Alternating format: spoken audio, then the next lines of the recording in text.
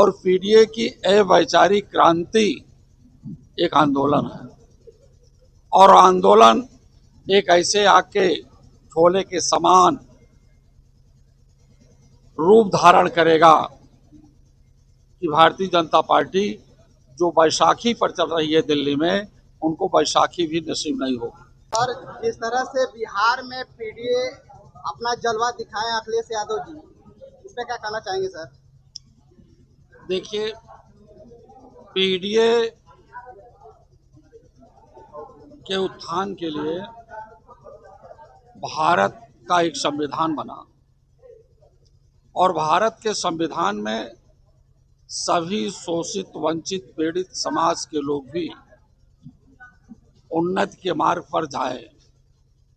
लेकिन आज़ादी के 79 साल बीत जाने के बाद पीडीए के लोग आज तक न विश्वविद्यालय में प्रोफेसर हो पाए हैं, न प्रधानमंत्री कार्यालय में कोई सेक्रेटरी है और न तो उत्तर प्रदेश के मुख्यमंत्री के कार्यालय में कोई सेक्रेटरी है।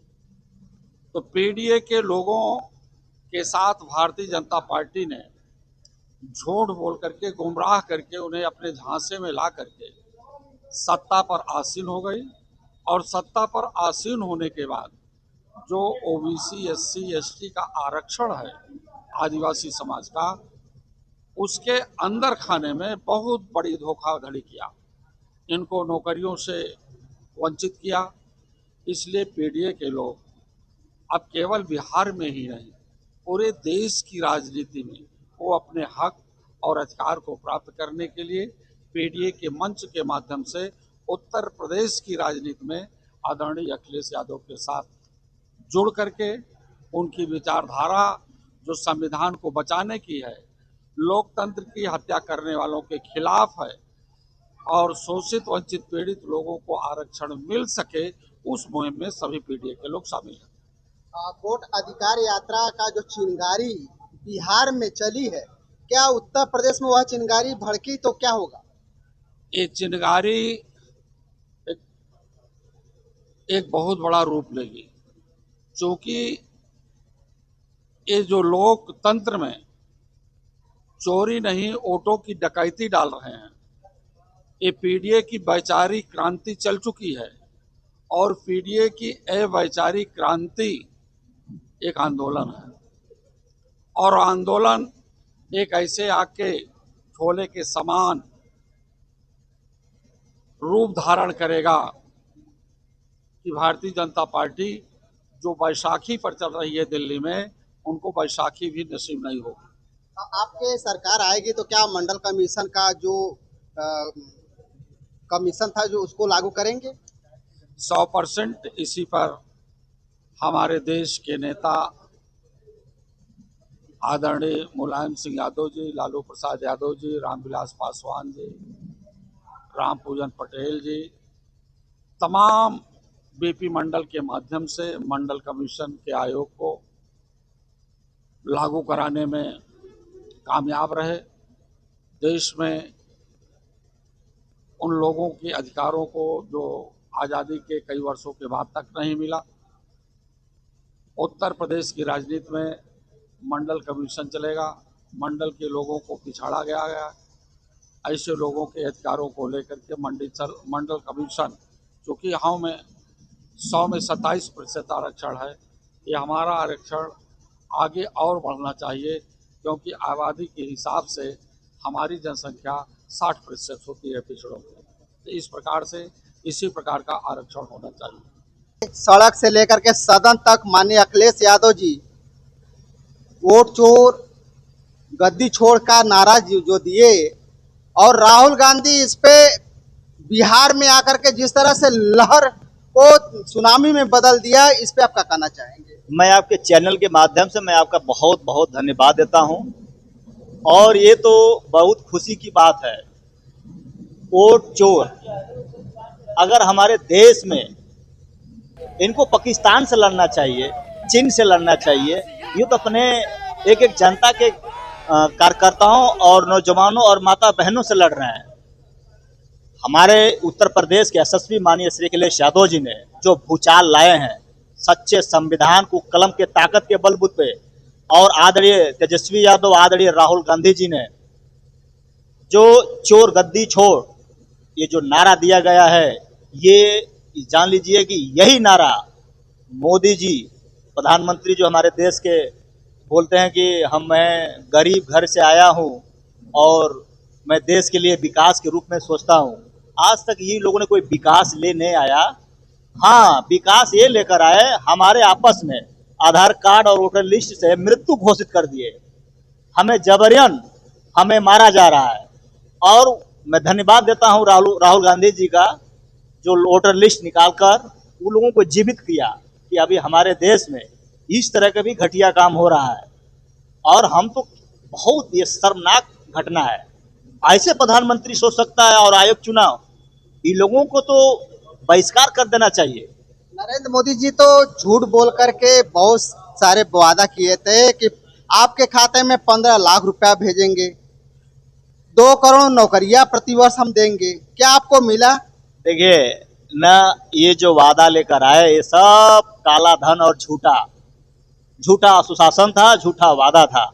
मोदी जी हमारे देश के प्रधानमंत्री हैं और उस कुर्सी पे बैठकर अगर झूठ बोलते हैं तो हमारा सबसे देश का सबसे बड़ा झूठा अगर कोई प्रधानमंत्री है तो नरेंद्र मोदी।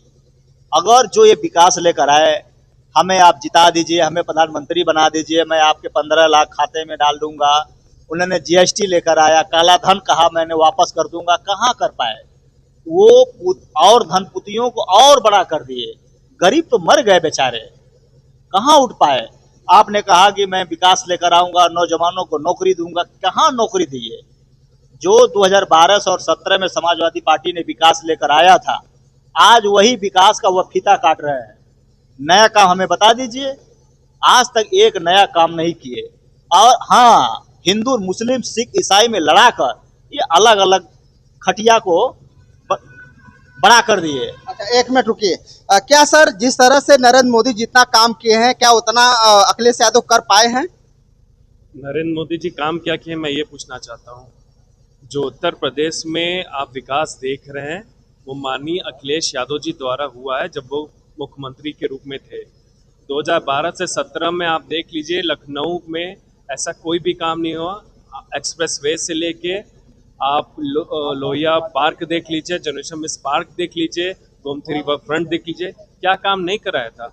अब इसमें माननीय मोदी जी ने और योगी जी ने प्रदेश में क्या काम कराया वो तो आप साक्षात जानते होंगे। इसमें ज़्यादा मैं क्या ही बोल सकता हूँ। वोट अधिकार यात्रा बिहार में निकला है, क्या उसकी लहर उत्तर प्रदेश में आएगी? अगर आएगी तो क्या माहौल होगा? आप तो देख ही रहे हैं कि माहौल बिहार में किस हिसाब से राहुल गांधी जी, माननीय राष्ट्रीय अध्यक्ष अखिलेश यादव जी, तेजस्वी जी को जो जनता का प्यार, जो बहुमत मिल रहा है, ये वोट चोरी जनता भी समझ गई है कि इस यात्रा से वो तो, जैसा कि राष्ट्रीय अध्यक्ष जी ने कहा था, अवध तो हमारी हुई है, मगध की बारी है। ये वही लहर अब यहाँ उत्तर प्रदेश में भी आएगा, जिसके वजह से इस यात्रा को सफल किया जाएगा और 2027 में माननीय राष्ट्रीय अध्यक्ष मुख्यमंत्री अखिलेश यादव जी को पुनः बनाने जाना है। क्या मगध का जो रास्ता है वो बिहार के कुर्सी तक जाता है? अब देखिए, जिस हिसाब से आप देख रहे होंगे ये लोग तैयारी कर रहे हैं, तो विपक्ष के लोग भी, मोदी जी लोग, सारे लोग जान गए हैं कि इशारा क्या किए ये लोग। इशारा ही काफ़ी है, बस हम लोग अब काम करेंगे। अब हम लोग कोई भी कुछ भी नहीं करेंगे। राष्ट्रीय अध्यक्ष जी राहुल गांधी जी ने स्पष्ट कह दिया है कि अभी तो ये शुरुआत, उन्होंने एक छोटा सा क्लिप दिखाया है, अभी पिक्चर बाकी है। अब जनता देख रही है, जनता समझदार है, अच्छे से जान रही है। वोट चोरी का चुनाव आयोग पे जो आरोप लगा, ये सही है? अब तो एग्जाम्पल देख ही रहे हैं। अब किसी चोर को आप चोर कहेंगे, कहेगा कि हम चोर हैं? नहीं है ना। तो उसी हिसाब से उनकी चोरी पकड़ी गई है तो कह रहे हम चोर नहीं है। इतना बड़ा मुद्दा था तो चुनाव आयोग ने क्या जवाब दिया प्रेस कॉन्फ्रेंस में? किसी जनता को कोई बात समझ में आई? मोदी जी फिलहाल कहाँ है? जिस चीन ने हम लोग की जमीन अधिग्रहण कर रही है, आज उसी चीन के प्रेसिडेंट से जाके आप मुलाकात कर रहे हैं। किस बेस पे आप मिल रहे हैं बताइए? इतनी बड़ी दुर्लभ की बात अपने भारतवर्ष की कि जो चीन हम लोग का भारतीय जमीन कब्जा किए जा रहा है, आज आप वहां पे जाके मिल रहे हैं। और चुनाव आयोग का चोर की बात ही हो रही है, आप उसके बारे में एक बार भी नहीं कह रहे हैं। जनता समझदार है, वो जान चुकी है कि हमें अब क्या करना है। तो उत्तर प्रदेश की लहर में क्या स्थिति बनेगी? अखिलेश यादव जी का जो कुर्सी है कुर्सी तक पहुंच पाएंगे या योगी जी मान ले जाएंगे? हम तो 22 में ही अखिलेश यादव जी को मुख्यमंत्री के रूप में देख रहे थे। अगर वो 5 लाख की चोरी नहीं हुई होती वोट की, तो आज हमारे राष्ट्रीय अध्यक्ष इस प्रदेश के मुख्यमंत्री होते। तो लोग भ्रम में हैं कि योगी जी दोबारा बनेंगे। 2027 में अखिलेश यादव जी जा रहे हैं, जनता के प्यार से हम लोग बहुमत की सरकार बनाने जा रहे हैं और सारे विपक्ष को इस बार याद आ जाएगा कि उन्होंने क्या गलती की है। क्या एनडीए की हवा निकलने वाली है? बिल्कुल। बहुत बहुत धन्यवाद आपका। और हवा ऑलरेडी निकल गई है, उसमें कुछ बचा नहीं है। अब जो बचा है वो बस दिखावा है। यानी कि 2027 में अखिलेश यादव जी को सीएम पद तक पहुंचाने का आपका पूरा संकल्प है? 101%। और भैया जी श्री अखिलेश यादव जी ऑलरेडी हम लोग के नायक हैं और उनको नायक के रूप में ही देखते हैं। अब जो पीडीए का जो इस समय मुद्दा है, पीडीए को देखिए, एक तरह से इस नज़र से देखा जाए, पीडीए में सभी लोग, सारे लोग जो पिछड़ा, दलित, अल्पसंख्यक जो भी है, जिसका शोषण किया है बीजेपी ने, सब लोग अपने से जुड़ रहे हैं।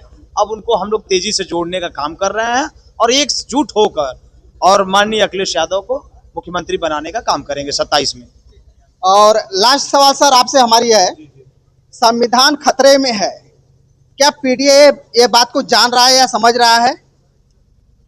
पीडीआई तो संविधान को बचाना चाह रहा है। पिछड़ा, दलित, अल्पसंख्यक, ये जो हमारे राष्ट्रीय अध्यक्ष जी ने ये पीडीए का ग्रुप बनाया है, इसीलिए बनाया है कि वो अपने संविधान के बारे में जाने।